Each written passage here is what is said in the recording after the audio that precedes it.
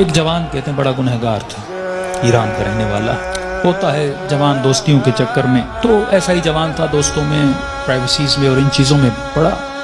جب والدین نے زیادہ پوچھنا شروع کیا تو اس کو پتا تھا اب گھر میں تو یہ میں کام نہیں کر سکتا، نشے کا عادی ہو چکا تھا، تو اس نے ماں باپ کو چھوڑا۔ کہتا میں اتنا بد اخلاق تھا، جب غصہ آتا تھا تو کبھی کبھی ماں کو بھی مارتا تھا، باپ کو بھی۔ جب نفس کی حکمرانی ہو جائے نا بندے پر تو ظالم بھی بن جاتا ہے۔ کہتا الگ میں نے فلیٹ لیا، ایک گاڑی تھی، میں اس سے مسافر اور پیسنجرز اٹھاتا تھا ایران میں، جو دن میں کمائی ہوتی تھی، رات کو نشہ، گناہ، فحاشی۔ کہتا ہے محرم کا مہینہ شروع ہوا، ایام محرم آئے، 6 دن گزر گئے، میرے دوست نہیں آئے۔ میں نے فون کیا کیوں نہیں آئے؟ انہوں نے کہا کہ مصیبت کے دن ہیں، ایام ازاں ہیں، ہم گنہگار ہیں لیکن کم از کم 10 دنوں میں ہم احترام کرتے ہیں۔ تو کہتا میں غصے سے دوستوں کو آنے کی ضرورت نہیں ہے، میں نے گاڑی نکالی اور راستے کو جا رہا تھا، مسافر اٹھاتے اٹھاتے رات بہت لیٹ ہو گئی تھی، اور اس راستے پہ ایک میں نے لڑکی کو کھڑا ہوا دیکھا، اسے میں نے گاڑی میں بٹھایا، کہاں جانا ہے؟ کہ سیدھا جانا ہے۔ آگے چلتا گیا، اچانک نفس نے غلبہ کیا، گناہ نہیں کیا تھا اتنے دنوں سے، ذہن میں خیال آیا اکیلی خاتون گاڑی میں ہے، نیت گناہ کی، گاڑی کو میں نے موڑا۔ یہ جوان بچی محجب کہنے لگی کہاں جا رہے ہو؟ مجھے تو سامنے جانا ہے۔ میں نے وہی گناہ والے جملے بولے، اسے دعوت گناہ دی۔ کہ بچی رونے لگی تو کیسی باتیں کر رہا ہے؟ اس نے کہا میں نے تو ارادہ بنا دیا ہے۔ کہتا مجھے واسطے دینے لگی، اب اکیلی خاتون کیا کرے، اسپیڈ سے میں گاڑی چلا رہا ہوں، دروازے لاک ہیں۔ کہتا مجھے واسطے دینے لگی، ظاہر ایران تو مطلب دونوں شیعہ ہیں۔ کہنے لگی تجھے حسین کا واسطہ، تجھے مولا علی کا واسطہ، تجھے امام زمانہ کا واسطہ، ایرانی حضرت عباس کا بڑا احترام کرتے ہیں، تجھے ابو الفضل کا واسطہ۔ کہتا میں نے کچھ بھی نہیں سنا، میں نے کہا یہ چھوڑ دو عقیدے کی باتیں، فلاں کا واسطہ، فلاں کا واسطہ، کس نے دیکھا ہے؟ کہتے آخر میں اس نے ایک جملہ کہا جس سے میرا وجود کانپ گیا۔ کہا تجھے نہیں پتا میں کون ہوں؟ کہا میں سمجھا بولے گی فلاں پولیس والے کی بیٹی ہوں، فلاں افسر کی بیٹی ہوں، یہ ہو وہ ہوں۔ میں نے کہا کون ہوں؟ کہا میں سید زادی ہوں، تجھے واسطہ میری دادی زہرا کا، میرا ادب نہیں کرتا، میری دادی کا ادب کرتا۔ کہتے پتا نہیں ایسا کیا ہوا۔ میں نے گاڑی روک لی، میں نے کہا کہاں جانا ہے؟ کہا مجلس پہ جا رہی تھی، امام بارگاہ پہ اتار دو۔ کہتا میں نے جا کے اتارا، پورے راستے میں خاموش رہا، سمجھ نہیں آ رہی تھی، ایک خوف سا میرے وجود پہ طاری ہو چکا تھا۔ کہتا یہ خاتون گاڑی سے اتری اور جب جانے لگی تو مجھے کہنے لگی کہ اے جوان، میں مجلس میں جا رہی ہوں، تیرے لیے دعا کروں گی، تو گناہ کرنے پہ آتا تجھے کون روکتا؟ میں اپنی دادی زہرا سے تیری سفارش کروں، میں نے سارے واسطے دیے تو رکا نہیں، لیکن جب تم نے میری دادی کا نام سنا تو رک گیا۔ اہل بیت فرماتے ہیں ہم بڑا احترام کرتے ہیں اس بندے کا جو ہماری دادی کا احترام کرے۔ یہ جوان کہتا ہے میرے وجود میں گویا ایک انقلاب سے، ایک عجیب سی سچویشن تھی، بس دل کر رہا تھا میں روں۔ کہتا جہاں میں نے اس کو اتارا تھا وہ میرا محلہ تھا، میرے ماں باپ کا گھر تھا، کئی عرصے سے میں آیا نہیں ان کو دیکھنے کے لیے۔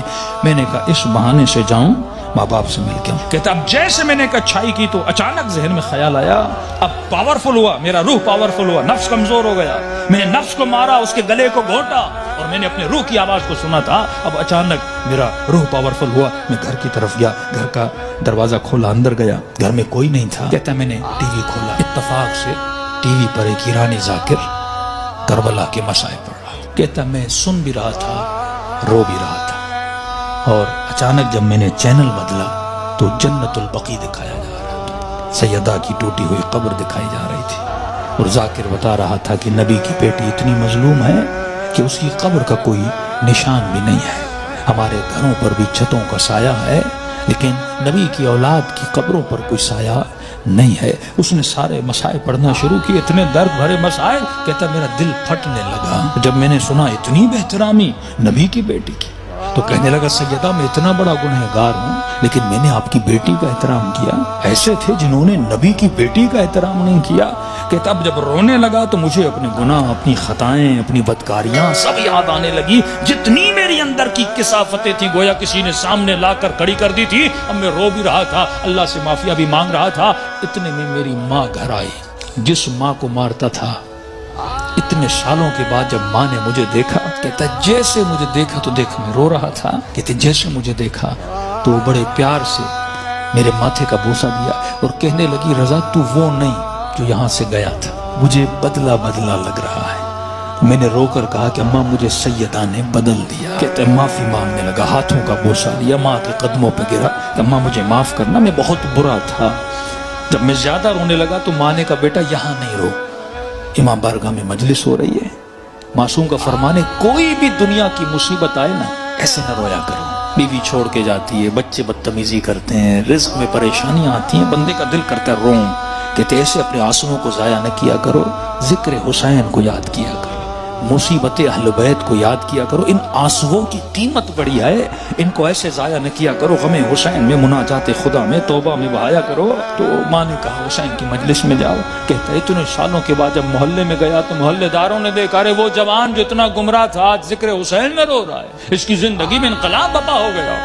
کہا کہ جب سے گیا، اس کی ماں کہتی ہے یہ خادم بن گیا حسین کا، یہ عزاداروں کے برتن دھوتا، کبھی جوتیاں بناتا، کبھی وہاں پہ ان کے لیے چائے رکھتا، دن رات خدمت کر رہا ہے کہ پورے محلے نے گواہی دی کہ یہ اس سے سچا عزادار ہم نے دیکھا نہیں ہے۔ کہتے ہیں 1-2 مہینے گزرے، ایک قافلہ بنا کربلا جانے کے لیے، تو لہٰذا اس قافلے سالار جو تھا، مسجد کا ہیڈ بھی تھا، پریزیڈنٹ بھی تھا، اس نے اسے بلایا کہ رضا ادھر آ، ایک جوان کو ہمارے ساتھ چلنا تھا جو ہیلپر تھا لیکن وہ بیمار ہو گیا ہے، میں اتنے دنوں سے سوچ رہا تھا کسے لے کر جاؤں اس کی جگہ پر، اچانک ذہن میں خیال آیا تجھ جیسا نیک جوان ہے، اسے لے جاؤں حسین کی زیارت پہ۔ کہتا جیسے میں نے سنا میں رونے لگا، میں نے کہا مولا حسین کچھ دن نہیں ہوئے آپ کے قافلے میں آیا، اتنی جلدی آپ نے مجھے اپنی زیارت پہ بلا لیا۔ کہا مولا حسین کی زیارت کی، توبہ کی، واپس آیا، پھر ایک قافلہ حج کے لیے نکلا۔